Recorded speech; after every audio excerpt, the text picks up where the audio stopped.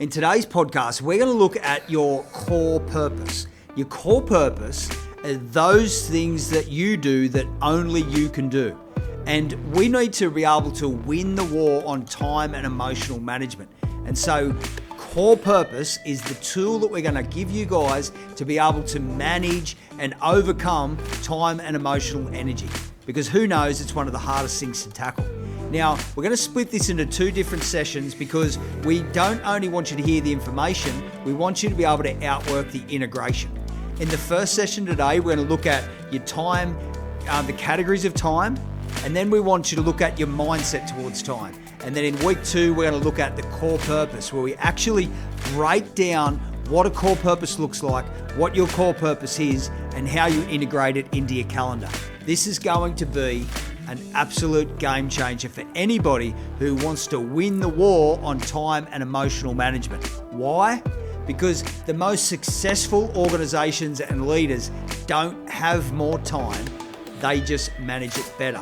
So what's our big question? What's our big takeaway? What is it that you do that only you can do? And without a core purpose, this is what's going to happen. While you're doing things that other people can do, you're not going to be able to get to the things that only you can do. It's a really important podcast, guys. Love you to work together as a team and implement it. It's on YouTube and all our other social stations. See the details below. Can't wait to see you soon. All the best. G'day, guys. Today we're going to talk about your core purpose. So what is your core purpose? Time and emotional management is one of the hardest things that team and leaders deal with on a day-to-day basis. So we're going to show you how to get better at managing day-to-day, week by week, your time and emotional energy. And this is why. The concept of time is often treated with less care and consideration than money. No one just keeps on giving money out. You don't give money out without a thought. And yet we give our time away every single day. And once it's gone, it's gone. That's it. Picture this, every unplanned interruption is you having to hand out $20, $50 and $100 notes, and it happens all day, every single day. This reality should inspire us all to want to get better at our time management. Not only our time management, but our emotional management. And the investment that is required for us to get this right is actually not that high, but it's an essential part of what it is to be professional. We need to be able to manage our time and our emotional energy. Because for leaders, the payback on this comes at the worst possible moment. This is when we're stretched thin and we're juggling more than we can carry and still not getting the things that truly move the needle for the organization. Now, this is where our organizations get stuck. Our organizations get stuck when we're not putting our time in the areas that really move the needle. And the reason is because we're always buried in workload, just grinding it out. So when we think about successful leaders and organizations, they don't have more time. They just manage it better. But effective time management will not happen by chance. Life, we talk about often here, is that life is not going to roll out the red carpet. And so working harder and doing more, squeezing more into our already busy and packed schedule is not what it's going to take. We need to rethink about the way we actually utilize our time, the way we think about our time. And so that's what we're going to do today. This is an absolute game changer for not only you leaders, but also you teams. We're going to look at your core purpose, and it's going to help you manage your time and your emotional energy. So one of the first questions we need to ask when we want to start to manage time and emotional energy is, what are the drivers of time and emotional energy? So this is the question. How do I grow my time and emotional energy? And if I don't manage it well, what is shrinking my time and emotional energy? That's what we're going to refer to as the drivers of time. We're going to now look at 3 drivers of your time and emotional management. Now, the first one is the categories of time. Okay, let's have a look at this. The categories of time. All right, what's the second driver of your time and emotional energy? Well, that is your time management mindset. So let's have a look at this. So let's just put mindset. Because the way you think about your time and emotional energy is the way that you will spend it. This is really, really important. We're going to drill down on this in a second.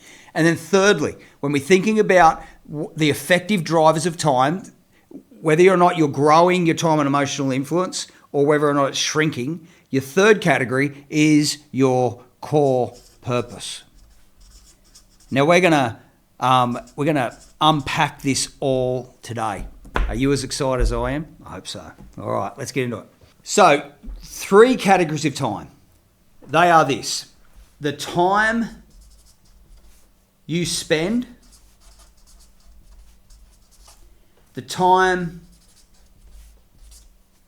others spend,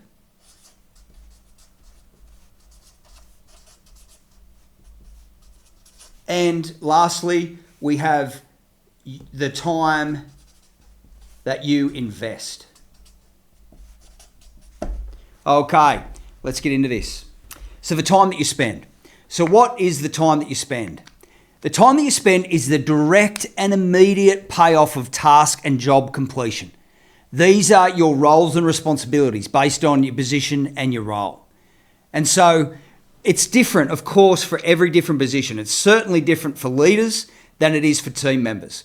And if we spend all of our time, if you will, per week, grinding it out and just getting into task and just getting into role and responsibility, and that's all we do, your mindset, we would say that you are a worker mentality. Now, is there anything wrong with that? No, there's not, but it's very limiting. So the time that you spend will generally correlate to your mindset. And we need to be spending time. Of course we need to be spending time. We've got to get through our tasks. But if you only spend time working, you think about this. This is your week, a representation of your week. It's meant to be a circle. It's more like an egg. But anyway, so let's think about this. If you spend 80% of your time just grinding away and working, especially talking to leaders here, what we need to factor in is that other people are actually spending your time for you as well. These are the interruptions, the questions. And as a business owner, as an organizational leader, much of your time is actually spent reacting to the demands of others. And if you don't set boundaries with people, they will spend your time without the consideration of all your other priorities. And this is what leaves you with little to no time and emotional energy. This is when you get to the end of the day and you look at the pile of work on your desk and you haven't even started what it is that you do. And so what ends up happening to us as leaders, but also our teams, is that we get into overdrive. We're actually over capacity. So if you think about this as 80% of our working day, of our working week, on task and responsibility, that's great. But we're also getting interrupted a lot. We're also got meetings. We've also got a lot of other things that we need to determine and need to do. And what it does is it puts us in a deficit. So if we're working 50 hours a week, we're actually needing to work 60 hours a week just to keep up. And so that extra amount of time and emotional energy has got to come from somewhere. And we go home at the end of every day wondering, where did the day go? And I feel exhausted and I don't feel like I got done what I set out to do. And so what we need to start to manage better is the categories of time. The time that you spend. We need to make sure that we're spending time on the right things during the course of our day. But we also need to start managing the time that other people spend on us. The way that we get interrupted, when we get interrupted, what we get interrupted about. We're not saying that we close the door to everybody and that we don't take any questions and we don't allow people to interrupt. What we're saying is we manage when we're interruptible. We decide when we'll allow other people to come into our working world and interrupt us. There's a thought around leadership that good leadership is an open door policy. Well, it's just not the full truth, because we need to be able to work on the time that we're spending And that needs to be closed door time, or what they call deep work, where there is no interruptions. And we're allowed to close the door, whether you're a leader or a team member, and expect that that time is going to be respected. And if we're taking calls and answering emails and having walk-ins and all this kind of stuff, we go back to being the person that's handing $20, $50 and $100 notes out every day, all day. And the thing is, we would never do that with money. We would never just keep on handing it out. And this is what I said at the beginning. We often treat time with less consideration than money, except you can get money back. You can't get time back. And so when we let people spend our time for us, it's like us handing out money willy-nilly without having any requirements of it. It's like, what are you going to do with that and when I'm going to get it back? You're never going to get your time back. We're not saying that don't be interruptible. What we're saying is we need to manage where interruptible. The categories of time is a super simple and understandable way for you to start the process of managing your time. These are the categories: the time that you spend, the time that other people spend on you, and then finally, it's the time you invest. So this is where you start to win the battle on effective time management. This is the proactive time, often without immediate rewards, but crucial for long-term success. It involves things like meetings, setting up systems, developing your team, planning strategically. And it may seem like time that could be spent better on other more immediate tasks, but ultimately, these things save you time in the long run. Again, it's just like money. If you spend more money than you make, you're going to be in deficit. And this is the same thought with time. When you spend more time than you've got and you fail to invest time, you won't have it when you need it most. And there's always a deficit, and it always is going to ask of you some time or another. Okay, so that's the categories of time. So again, just recapping, what we're talking about is your core purpose. That's the concept. What we're trying to manage is your time and emotional energy. And what we're saying is that there are three drivers of time: your categories of time, your mindset towards time, and your core purpose that we'll get to shortly. Okay, so now we've just gone through the categories of time. They are the time that you spend, the time that others spend on you, and this is the time that we actually don't consider much, and it can be up to half of our day a lot of times. And another thing that we don't ever get time to do is actually invest our time, to be able to prevent fires instead of just putting them out, to be able to plan and to be able to be in front of things rather than under things. And so just understanding the categories of time is going to be a massive help in the war of time and emotional management. Now let's get into the mindset of time. So what are the mindsets towards time? What are the mindsets that increase your time and emotional energy? And what are the mindsets that potentially can decrease your time and emotional energy? We would say they are this: worker, manager, and leader. I mentioned a little bit before. If all you do is spend your time, guess what? You are a worker mentality. Now, you'll get away with this in a worker's position. But if you're a leader and you feel like you can move the needle of your organization forward through just working more hours, spending more time working, you are what we call a worker mentality. Now, there's a place for that. It's not right or wrong. It's just very limiting. And the reason is because there's a lot more to our organizations than just workload. We would say that there is system and process, role and responsibility, that there's cultural health to invest in, that there is setting the expectations for the team, there's empowering the outcome, so team and culture development, there's measuring the results, so it's having our touch point reporting, knowing where our business is up to, setting goals, knowing where those targets are and what are the drivers of those goals. It's then being able to as a team, hold each other accountable to those results. And so all of this takes time. The time you spend, the time others spend on you, time to invest. All of these things come into play every single day of our working world, and yet all we do is think that we're just going to work harder. You won't have time when you need it most. It's not like working hard is not a reality for a lot of us leaders and especially team members, but it just can't be the only metric we use for the holistic approach towards the success of our organizations.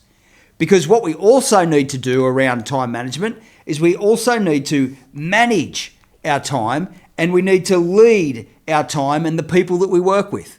So what we like to look at here is we like to think about it like this. This is what we would call a scale of function. So let's call this functional and let's call this extreme. Now, we're not saying that this is pass and fail. We're not telling any of you leaders or team members not to work hard. You absolutely need to work hard. But within the categories of worker, manager, and leader, you are going to be extreme or you're going to be functional. What we want to do is we want to try to live in the functional end of these mindsets. Because again, if you get caught in workload and you don't put your head up and you're not managing team, you're not managing systems, you're not improving things around you, all you're doing is just in the grind all the time, you will never get time to invest. And it means that you'll always be reactionary. Instead of being proactive and productive, you're more than likely going to be under stress and under strain. As teams, we need to be able to go upstream and solve the problems before they become problems. In other words, we need to be preventing the fire, not just putting it out. And working hard all the time really limits your ability to be able to do that. So when we think about a worker with an extreme worker's mindset will use most of their time spending it. They're going to focus on task, solving immediate problems, and getting the job done. And they see time as something to spend, not something to invest. This often causes people to be time poor and lead reactively. They're generally the types of people that are going to put out fires instead of preventing them. And while this mindset can be productive, they'll always have more to do than time to do it because they resist investing time and allowing others to spend their time with no plan on how to minimize disruptions. So this is just a very limiting mentality for any leader or team member that desires future growth and that has more than just a few people that they're looking after. So again, it's not like we don't want you to work, it's just that we want to work in a functional mode. We don't want to be in extreme worker mode where all we're doing is just grinding it every day. All right, let's talk about a manager's mentality. All right, so when this kind of mentality is extreme, they have a very narrow focus on what's important. So they're very task focused, not necessarily people focused, and they tend to concentrate on the way things get done. Worker mentality is getting it all done. A manager's mentality is the way it gets done. What can potentially happen with an extreme manager's mindset is they lose sight of the big picture and the people that they lead. And as leaders, effective time management comes from properly utilizing the categories of time in a way that builds both team and productivity. It's not like these things aren't important, it's just managing them well. So what do we have? We have workers that generally want to spend their time. We have managers that understand that they need to invest their time. And what we want to do is just find ourselves on the scale of function. We're not saying it's about elimination. We're talking about minimization. Sometimes it's just making sure we're managing our day well. Okay, let's talk about the last mindset towards time. Now, this is your leader mindset. So if a worker is about getting it done and a manager is about the way it gets done, a leader is generally focused on getting everything done. So they understand that they need to spend time, they need other people to spend their time, that's just part of the gig, and they also need to invest their time. Now, a leader also understands that they need to get stuff done, but they also need to work through system and process. Things need to be managed. They need to be doing this, and that. And now, what's the problem with this? The problem is that takes a lot of time and it takes a lot of emotional energy. So a leader with a functional mindset towards time will manage the proper balance of time they spend, the time they invest, and the time they allow to be spent by others. they'll consistently assess where time has been spent and where it's been invested. And they'll identify strengths and weaknesses in their time management. Generally, leaders with a healthy leadership mindset and teams with a healthy leadership mindset will implement boundaries to ensure that their time is protected. And they'll achieve the goals of the organization because they understand that it's time that eventually gets things done. So they need to protect it. And so, again, just to really recap, they're going to make sure that they're doing all of these, spending, others spending, and investing as well as they can every single day. Now, we're going to give you the way that we do that. So we have the categories of time. That's time you spend, time others spend, time invested. We have the mindset of time, worker, manager, leader. Nothing's right or wrong. What we want to do is find ourselves on the scale of function. And now we want to give you a plan of attack in your core purpose that's going to give you a way forward to be able to manage these things a lot better within your working day. Hey guys, before we go on, this is a subject that can't be overlooked and it can't be overstated. Most leaders and team members suffer terribly from a lack of time. And this generally results in spending even more time grinding it out and working. Executing proper time management investment is your greatest weapon in achieving the goals and objectives of your organization. Remember, amazing organizations and leaders and teams don't have more time, they just manage it better. And so what we're looking to do today is make sure that this most important factor towards the consistent performance within your organization is being managed. And this is why we created Core Purpose. This is a tool that's going to help you increase your time and emotional energy. It's going to enable you to manage it from day to day. This is going to be exciting, so let's rip in. Okay guys, so that's part one wrapped up. As you can see, there's a fair bit of information there. We didn't want to push it out too far and get everyone confused. We want to take this from just being information and give you the time and the ability to be able to go into integration. It's not about what you know, it's about how you execute. And so we've split it up into 2 sessions so that you can take the time to think about what it is that we just delivered on in the categories of time and mindset towards time. And next week, we're going to break into your core purpose. Can't wait to see you then, guys. All the best.